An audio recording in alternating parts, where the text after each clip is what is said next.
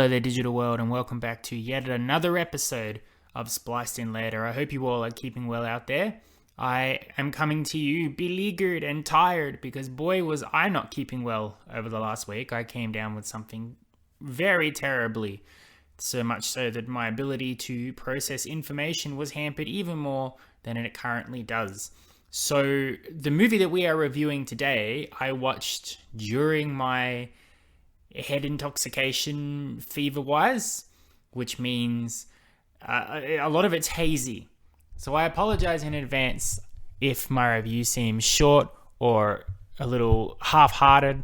I really don't remember that much about it, and I wasn't that interested in it in the beginning.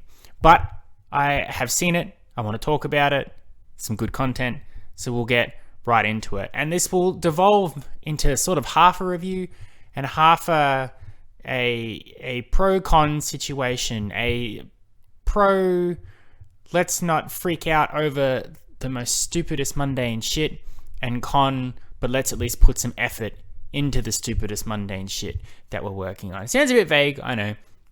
Perhaps if you haven't worked it out, we are about to review the new movie Cheaper by the Dozen, the 2022 remake of the franchise, which has had a movie in 2003 with Steve Martin, and I believe another one in the 50s, which is also based on a book, Cheaper by the Dozen. This new one that has just come out as an exclusive to Disney Plus, so you cannot see it in the cinemas. If you want to watch it, got to get your Disney Plus. This one stars Zach Braff and Gabrielle Union, and it's an updated version of the Cheaper by the Dozen story of a husband and wife trying to raise a large assortment of kids in a very hectic situation. Some things change in their personal life, which throws the family into a whack. That strong bond that they have all loved and had in the beginning is severely tested, and the true meaning of family will emerge by the end of the movie. To give you a brief idea of what the movie is about, I don't need to do, because I just did it. There's not much there. If you have seen the Cheaper by the Dozen with Steve Martin, you have seen this movie. It's just approached in a different angle. I grew up in the 2000s and the 1990s, so I did grow up on that movie, and I really like the Steve Martin Cheaper by the Dozen. I think it's a lot of nostalgia. I don't know how it would hold up if I went back and watched it recently. I should have done that for prep for this, but as you can probably tell, the prep for this is extremely limited. But I do remember I was watching it at a time where I first got diagnosed with type 1 diabetes. So it sticks out to me because it was at a diabetes camp that I went and saw this movie. And it really spoke to me just in terms of the family with all the different personalities. And there's always that one kid which was a little bit of a dork that everybody sort of neglected or dismissed, and I related to that one very specifically, especially at that time when you're a kid and you feel like everything is against you and no one understands you and all of that stuff. But Steve Martin is also an incredibly funny comedian, so his comedic timing, his drive of trying to run these 12 kids that he had, 12 all natural born kids, so Bonnie Hunt, in the purposes of the story, did indeed birth them all, full of all the stars of the 2000s with Piper Perabo and Hilary Duff and Tom Welling from Smallville. It's very nice, safe, clean fun. But the premise of that was that they're a very strong nuclear family that live out in a farmland. Obviously, they have to because they've got so many kids. Steve Martin gets the dream job of coaching a high school football team, which is what he's always wanted to do. So he uproots the family to move all the way across America to go do that. They hate it. They hate their school. They hate their neighbors. They hate their new lives. Everyone sort of casts their nose down on them because they're shocked that a family has 12 kids. He is unaware of the situation because he's reveling in the fact that he is living his dream. Then his wife also gets a chance to travel the world because she's writing a book about their family, so she has to take off, which means he has to try and look after the family that is increasingly splintering around him. And of course, he will realize what is more important, his dreams or his family? It sounds a bit brutal like that, but no, it's what's more important to him. And of course, in the end, he realizes that his family is more important to him than some stupid job. It's basically this film, but instead of football, it's a restaurant. And it's a bit different in its approach. In this Cheaper by the Dozen, Zach Braff and Gabrielle Union are from other marriages that had failed. So they come together bringing their own kids. There's about 5 of them. then they adopt a couple, they give birth to some, they take in some cousins that are struggling, and they operate their own little restaurant. That's the Baker family restaurant. But Zach Braff is apparently very talented, and he eventually gets headhunted to mass produce not only this fancy sauce that he's made, but also to franchise the Baker restaurant, which means eventually some more money comes in. They've got to relocate away from their home to a more fancier, uplit place for the business meetings to occur. They're a blended family as well, which means that they have different cultures, different beliefs, and everybody as well is incredibly racist in America, so they have to deal with all that stuff. But again, eventually it's the same thing. Zach Braff will have to realize what's more important to him, his dream of franchising a restaurant or his new dream of looking after this family. A smaller family, there's only 9 kids. The dozen includes the mother and father, but they also have to deal with the fact that they come from divorced families, meaning their partners are essentially in the mix. For some reason, Zach Braff's ex-wife is now the babysitter. I don't know if it's played for laughs. I didn't really get that. The main antagonism comes from Gabrielle Union's ex-husband, who is very, very famous and very good at football and has a very idea of how his kids should be raised. And also, as he is a black man and Zach Braff is a white man, he doesn't believe that he can connect with the kids in any sort of way. It's just not going to happen. Bloody hell. Apologies in advance. The cats, as usual, are being insane. That's about it. Very simple stuff, very clean family fun. I don't have that much to say about it, but I am going to try. But first I want to get something else out of the way, which is why I watched it. Because I saw it was coming. They announced in Disney Day back in January, or Streaming Day, whatever it was. They showed all the movies that were coming out that are being released exclusively to streaming. And I have made an opinion to try and tackle some of these for this review show, just to cover all bases, because if I rely wholeheartedly on theater releases, I won't have as much content, and we are progressing into an age of a future where movie theaters, unfortunately, will die. I do not think they will survive for much longer, but in terms of our consumption, it's a very different way we approach media now than when I first thought about starting a podcast years and years ago. But I saw that Cheaper by the Dozen was one of the things. I believe it reeked very much of Disney has now acquired the Cheaper by the Dozen brand because they have bought 20th Century Fox. They're going to immediately go, well, we got Cheaper by the Dozen. What have we got? We may as well make a movie. We won't really put too much effort into it, but we'll put something out there. We've got to show that we've got these products. We spent this money. We've got to use it. But the response to it was surprising. People generally are negative when it comes to remaking things. We live in an age where remakes dominate. I mean, I did just gush at how great the Batman movie is, but also have to keep in mind that this is the 5th or 6th iteration of the Batman story. It has been retold. People are probably getting either sick of the Batman story, or they have one specific version of the Batman story that they like, whether it's Michael Keaton or Christian Bale, and they look upon any other attempt to tell the story in a, that's not my Batman. I have my perfect story. Why are you ruining it with trying to do it again when we already have it? And it's not just Batman. We got Spider-Man. We got Star Trek. We've got Lord of the Rings. We've got Charlie's Angels. We've got the Disney live-action versions of the animated classics. We're constantly remaking and regurgitating stuff. That's what Hollywood is at the moment. It's brands now that sell rather than celebrity status or ideas. And that's fine. That's the world we live in. It obviously works. It makes money. I say that I like a good original idea, but I'm front and center at the next Marvel superhero movie, regardless of whether it's the same thing retread for the 25th or 26th time. It doesn't really matter to me. But for Cheaper by the Dozen, for some reason, they announced that, and there was this huge backlash, this disgust that they were even considering remaking this movie. It was like, you can't touch Cheaper by the Dozen. You can ruin everything else, but you can't ruin Cheaper by the Dozen. Zach Braff is no Steve Martin. They've only got 9 kids instead of 12.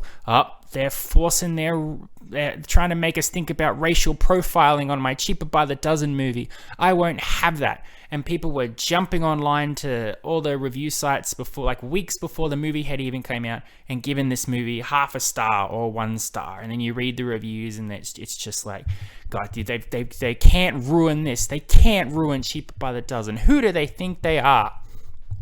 And I don't understand why Cheaper by the Dozen is the movie that people are drawing a line in the sand in, especially in an ironic sense, because the movie that they're saying shouldn't be remade, the 2003 Steve Martin movie, is itself a remake of another movie that came out in the 50s. The problem is that the people that are complaining are the 2003 people because they know how the internet works. I don't know if people from the 50s love that movie so much and look at Steve Martin with the same disgust that apparently people are looking at Zach Braff. But the movie itself is based on a book, which I'm sure these people haven't read. And from what I understand, the new movie that has just come out is a much more faithful adaptation of what's in the book in terms of 9 kids instead of 12, in terms of the family restaurant, in terms of the blended family, that sort of thing. So I don't get it. This movie is essentially dead on arrival before anyone's even seen it. And I don't think that's particularly fair. And also, I have to say as well, you got to watch it when you're trash talking movies starring kids. The trailer came out. I mean, whatever. If you want to say that Zach Braff looks asleep, fine. I'm about to say that in my review. Whatever. If you want to say that the actors don't look like they're doing a particularly good job, that's fine. But you got a movie with 9 very young actor kids who probably this is either their first big break or they're only just learning their acting skills, and people are trashing them, saying that their voice is grating on their ears, or they should stick to driving garbage trucks or something like that. It's disgusting. You cannot, and I refuse to do that. In future reference, if you ever want to see me be negative, which shockingly is becoming more and more despite the fact that I'm trying to stay positive on this show, but I will never critique a kid's performance. I will never critique an actor that is a young child. I will never comment on their appearance, on their projection, on their looks, anything like that, because it's out of line. It's not okay.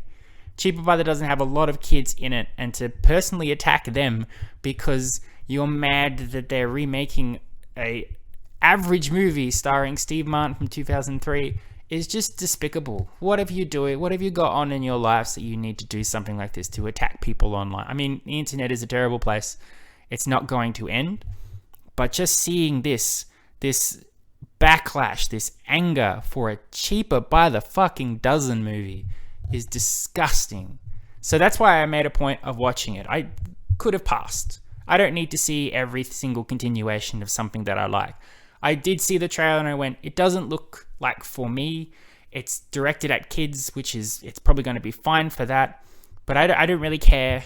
I got enough movies to watch, essentially. But then I saw the backlash and I thought, okay, I'm going to give the movie a chance and see if, not even see if it's deserving of the hate, because it doesn't.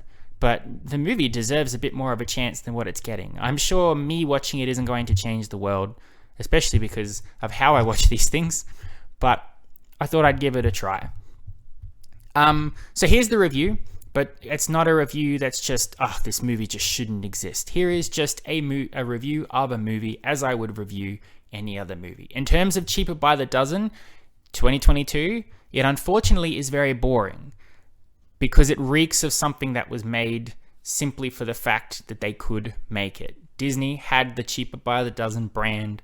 They thought, we've spent money on it, we may as well make it. We'll make it in 3 months, and we won't even tell anyone we're making it until we show the trailer so we can surprise everybody, and then we'll drop it on streaming. It's content for Disney Plus. It's not really made to push any boundaries with cinema, to really highlight the acting chops of Zach Braff, to really shake the head of the Cheaper by the Dozen story and franchise. It's just here's a property, here's a brand, make something, okay? It's made, put it out there, whether it wins or lose, it's something that people will click on Disney Plus.